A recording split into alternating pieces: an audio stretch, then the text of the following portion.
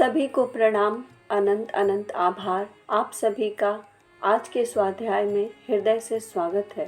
परम पूज्य गुरुदेव, परम वंदनीय माता जी, माँ आनंदमयी के दिव्य चरणों को हृदय में धारण करते हुए आज का स्वाध्याय आरंभ करते हैं। डे 20। आज का शीर्षक है मटकी की आत्मकथा। एक मटकी थी, माटी की बनी। एक संत के मन में आया कि वह मटकी की आत्मकथा सुने। मुश्किल यह हुई कि मटकी में तो प्राणवायु नहीं है, वह तो लकड़ी व पत्थर के जैसे एक जड़ वस्तु है। कैसे सुनाएगी अपनी कहानी जब बात नहीं करेगी? कैसे बताएगी आप बीती? संत भी नहीं सुन पाएंगे उसकी कहानी। पर संत की बहुत अभिलाषा जो है मटकी की कहानी सुनने की। संत के हृदय में बहुत ही अभिलाषा थी कि मटकी की यात्रा कैसी है, उनके जीवन की यात्रा कैसी है, वह अपने बारे में क्या कहना चाहती हैं। बहुत ही इच्छा थी उनकी सुनने की। संत सोचते ही रहते थे कौन सा उपाय किया जाए। बहुत सोचने पर भी जब किसी निश्चित तथ्य पर वह पहुंच नहीं पाए, तब अचानक उनके मन में एक बात आई। उन्होंने सोचा, मिट्टी से तो देव देवियों की मूर्ति बनती है, उसके बाद उनकी पूजा होती है। पूजा अनुष्ठान पर वे वरदान भी देते हैं। कोई पत्थर व माटी की मूर्तियां बात भी करती है। जब ऐसी ही बात है तो मेरी यह मटकी बात क्यों नहीं करेगी? उन्होंने इस रहस्य के बारे में पुजारी से बात की, जो माटी की मूर्ति की पूजा करते थे। जो ऐसी पूजा करते थे तो जानते ही थे कि मूर्ति में प्राण प्रतिष्ठा करनी पड़ती है। प्राण प्रतिष्ठा हो जाने के बाद माटी की मूर्ति प्राणवंत हो जाती है। उस समय उनके लिए सब संभव है।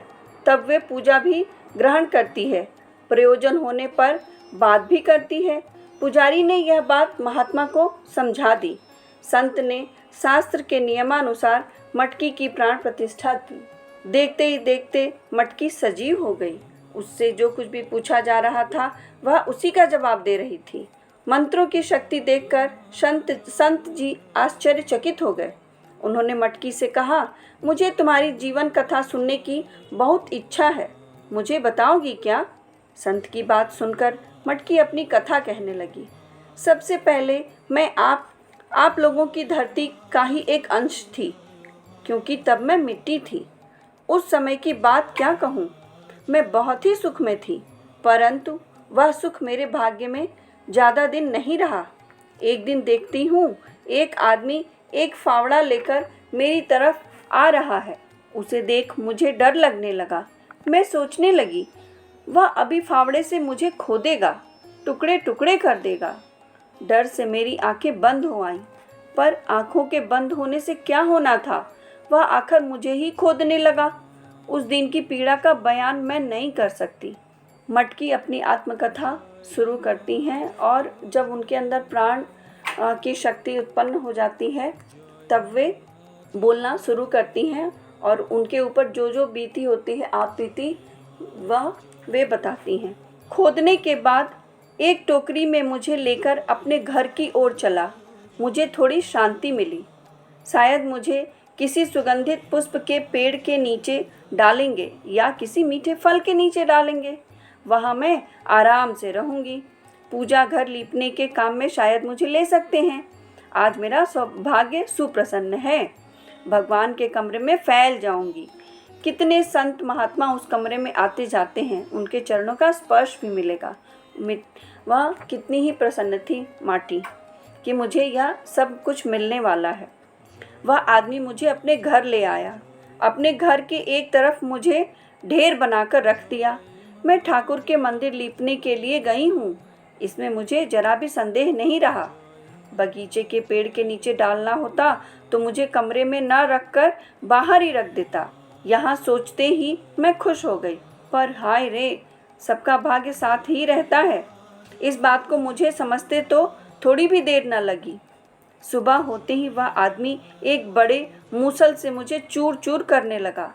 मैंने कभी मूसल की इतनी चोट नहीं सही थी। वह पीड़ा मैं आपको समझा नहीं सकती। थोड़ी देर में मैं चूर चूर हो गई। मनुष्य इतना कठोर कैसे हो सकता है, यह मैं जानती नहीं थी।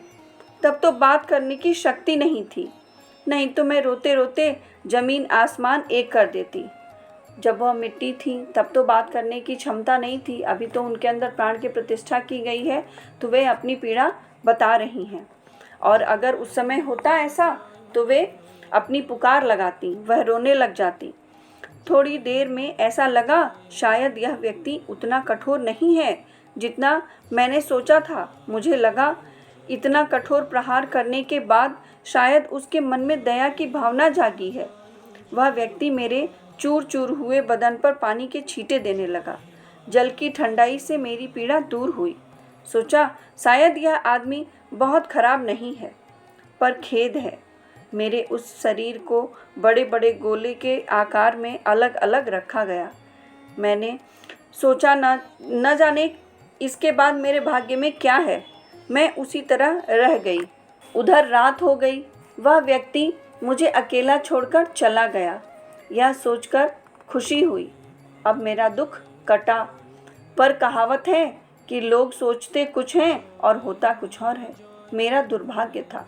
दूसरे दिन पौ फटते ही वह आकर खड़ा हो गया। भोर होते ही सूर्योदय से पहले ही तो सूर्योदय के ही समय वह आ गया। और फिर अब आगे क्या करना है माटी को तो पता नहीं था, पर वह एक एक अपने ऊपर बीती बातों को वह अपनी पीड़ा को बता रही थी। वह खुश होना चाहती थी उस हर पल में कि अब मेरे साथ ऐसा होगा, मैं खुश हो जाऊंगी, पर ऐसा हो नहीं रहा था। जैसा हो रहा था फिर वो बताती। मेरे टुकड़े टुकड़े को वह एक बड़े से चक्के के पास ले गया। उस चक्के को देखकर मैं समझ गई यह आदमी एक कुम्हार है जिसका काम है मिट्टी के खिलौने बनाना।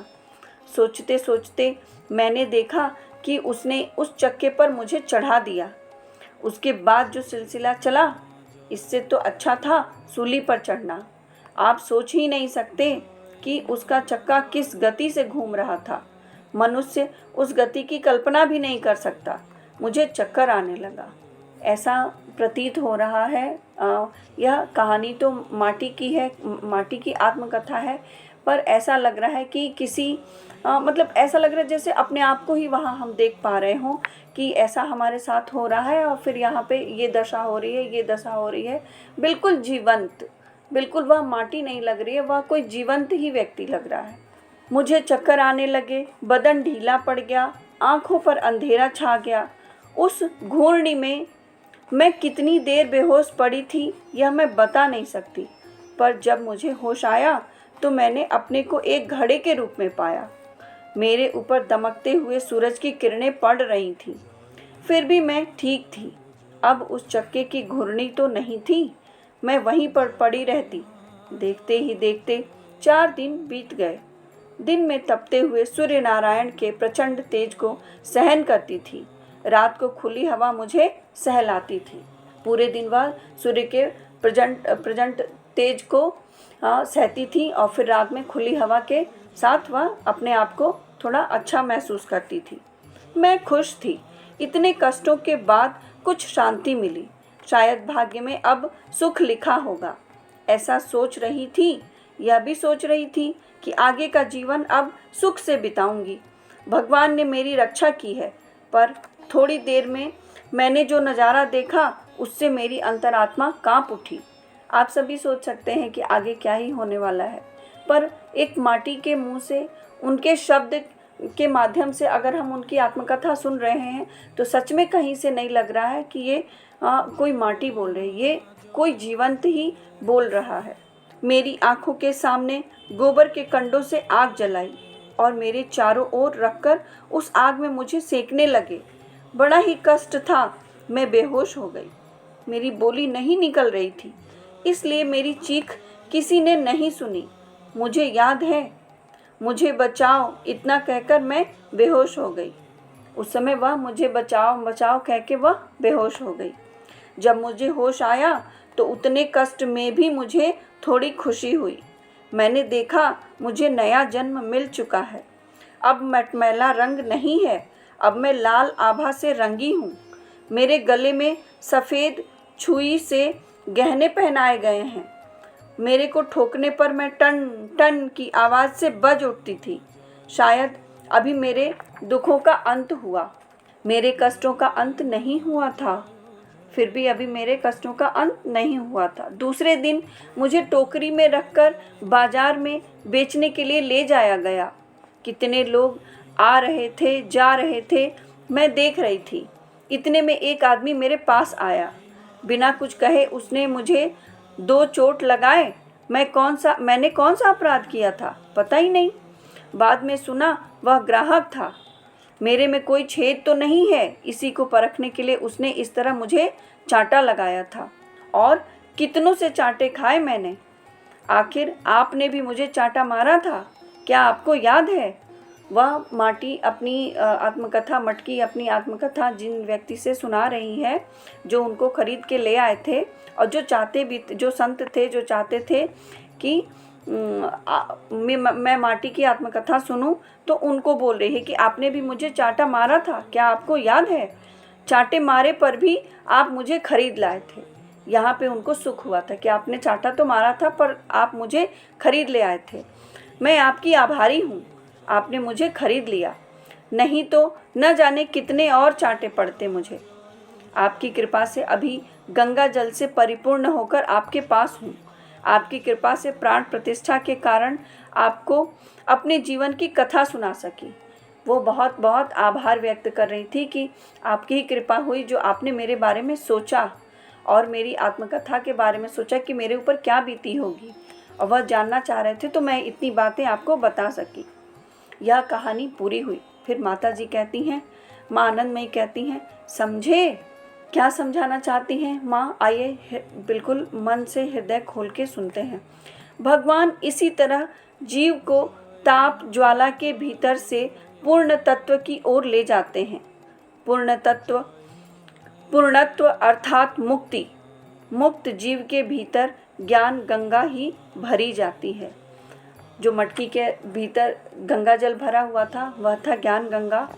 और भगवान हम सभी को इसी तरह, इस सभी जीव को ताप ज्वाला के भीतर से पूर्णत्व की ओर ले जाते हैं। भगवान हमेशा से इतना प्यार करते हैं कि हम सोच भी नहीं सकते, और हमारे लिए वो पूर्णत्व की ही कामना रहती है। उनकी पूर्णत्व तक ही ले जाने का उनका उद्देश्य होता है। पूर्णत्व का मतलब तो यही हो सकता है कि हम आत्मा, मतलब हम जो अंश हैं भगवान के, हम जाके भगवान में विलय हो जाएं, यही है पूर्णत्व। ऐसा जहाँ तक हमें समझ में आता है।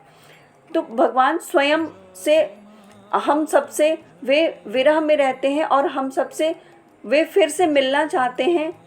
वे पुनः मिलने के लिए ही हम सबको यहाँ तक पहुँचाते हैं, इस संसार की यात्रा कराते हैं, और फिर स्वयं तक मिलना चाहते हैं। आइए आज के इस भाव को गुरुदेव माँ के चरणों में, माँ आनंदमयी के चरणों में समर्पित करते हैं। आप सभी का बहुत बहुत बहुत धन्यवाद। इतनी तन्मयता से सुनने के लिए बहुत सारा आभार। सभी को प्रणाम। हमारे YouTube चैनल को सब्सक्राइब कीजिए और बेल आइकन पर क्लिक कीजिए, ताकि आने वाली सभी वीडियो की नोटिफिकेशन आपको मिलती रहे। आप सभी को बहुत बहुत थैंक यू।